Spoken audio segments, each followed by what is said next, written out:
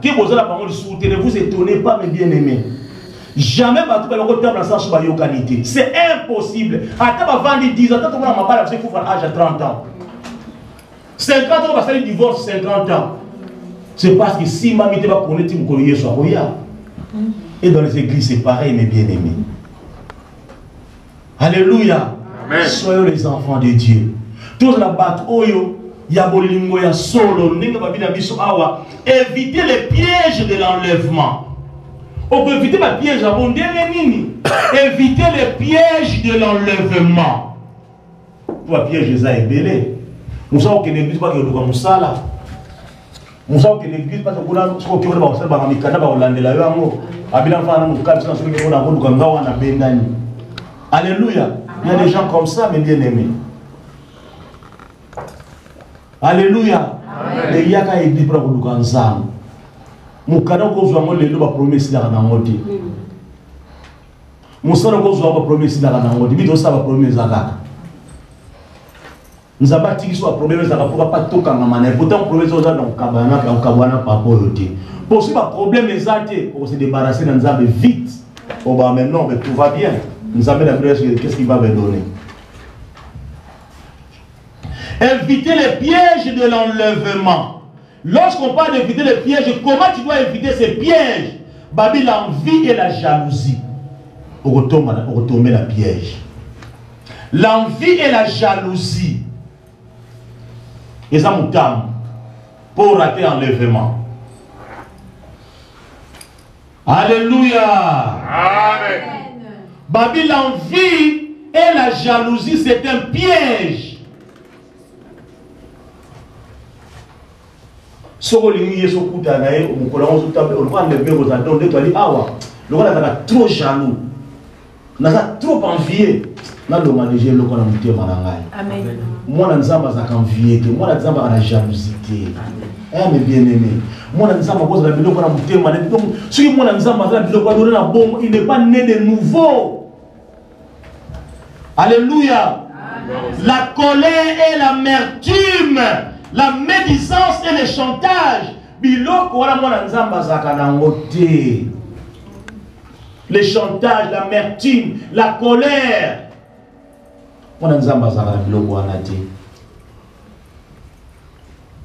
Alléluia. Amen.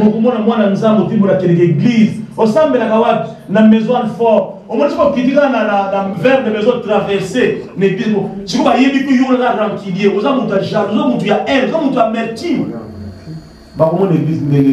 Amen. Amen. J'ai dit l'amertume, la colère, l'amertume, la médisance et le chantage.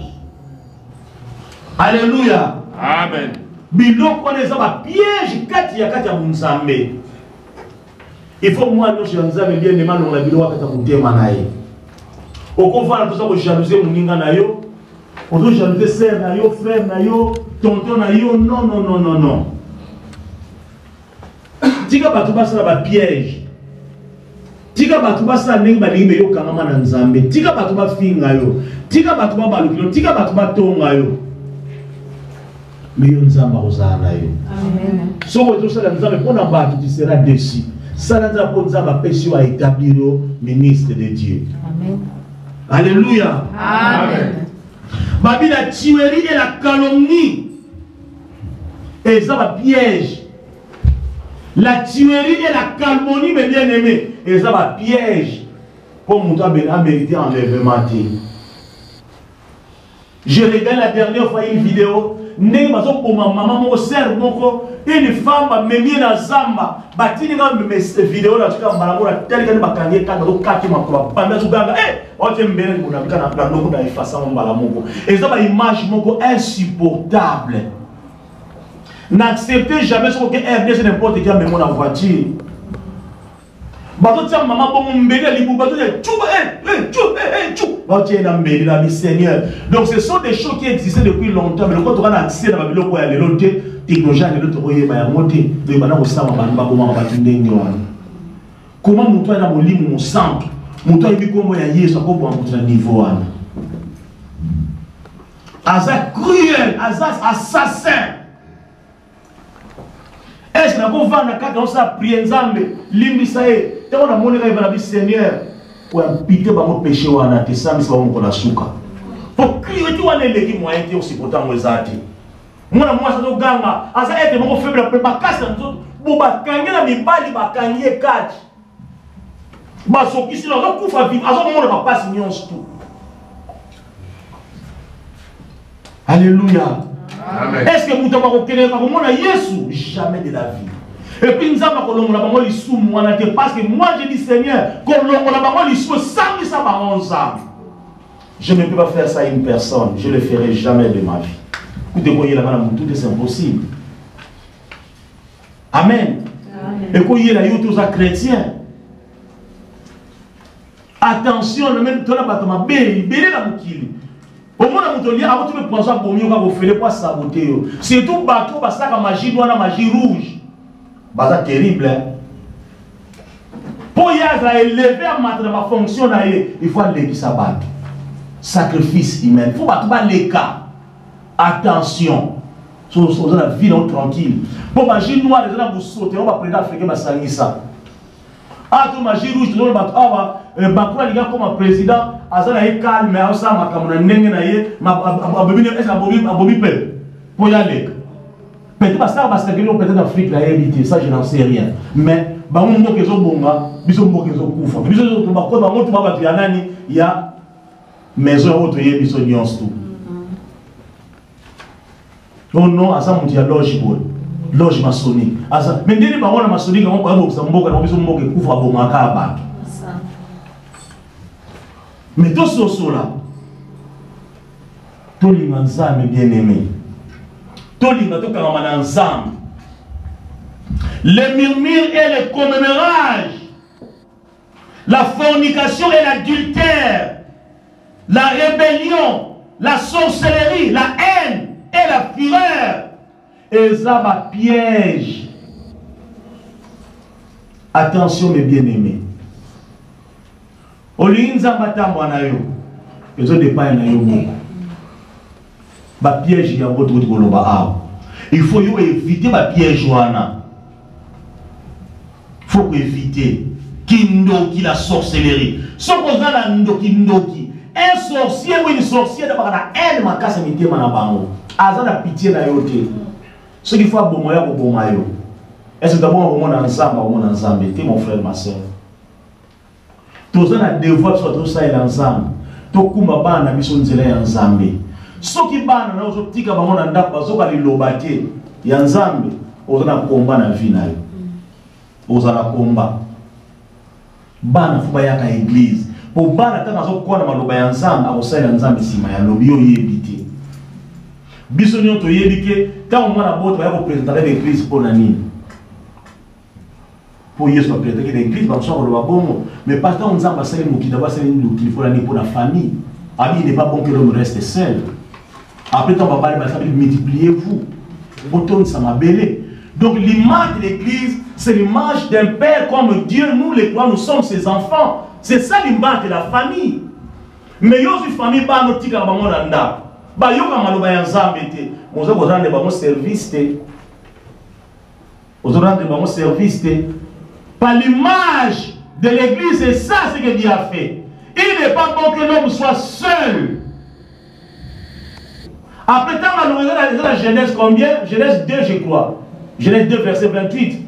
Papa tout à l'heure, la Genèse combien?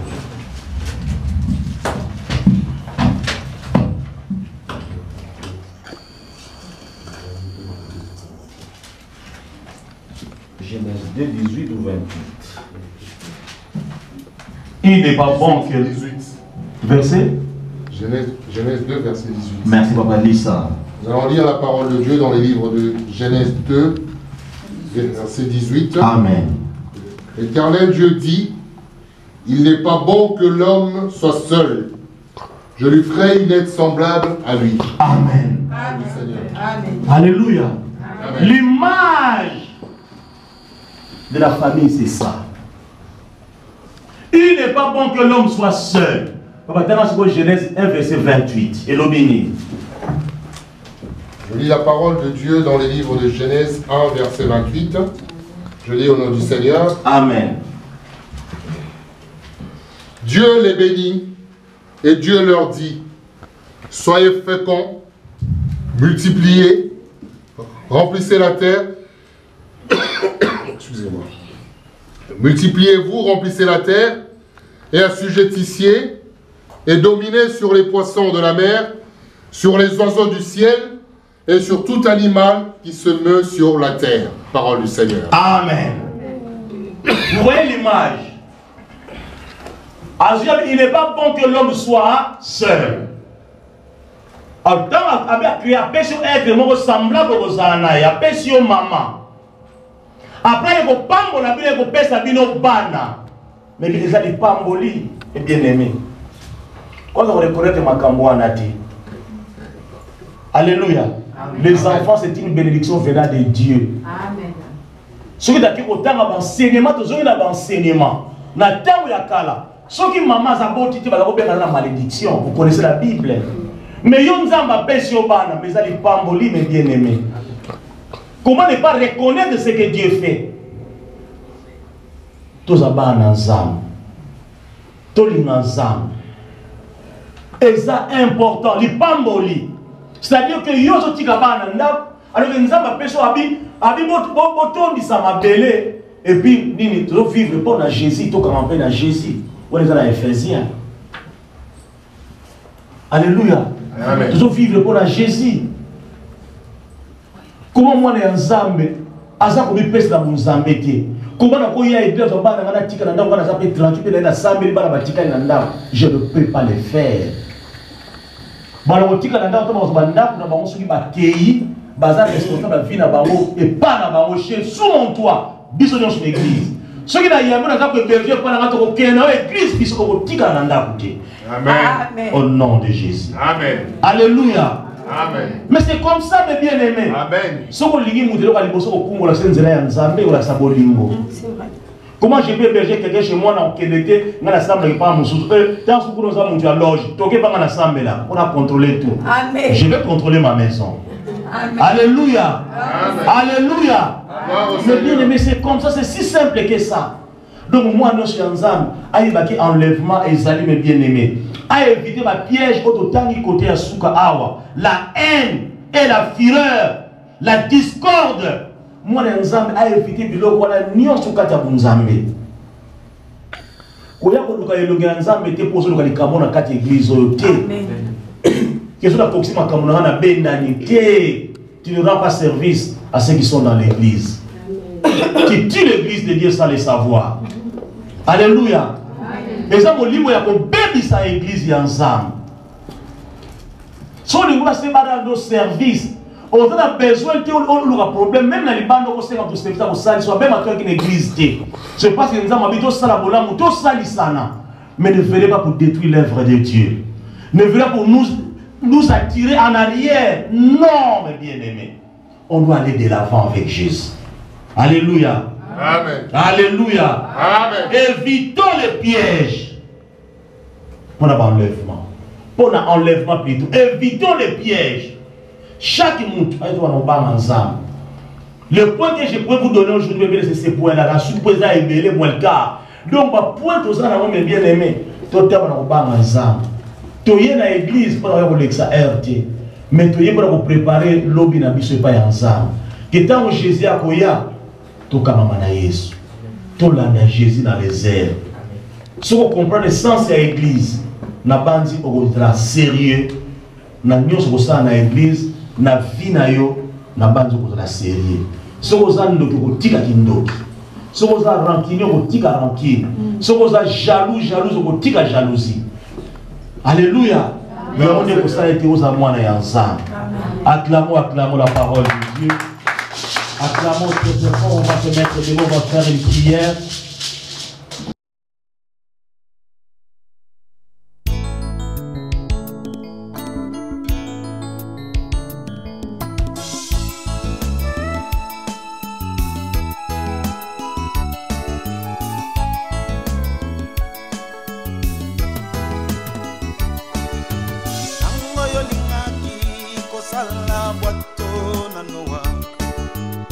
Yokamataki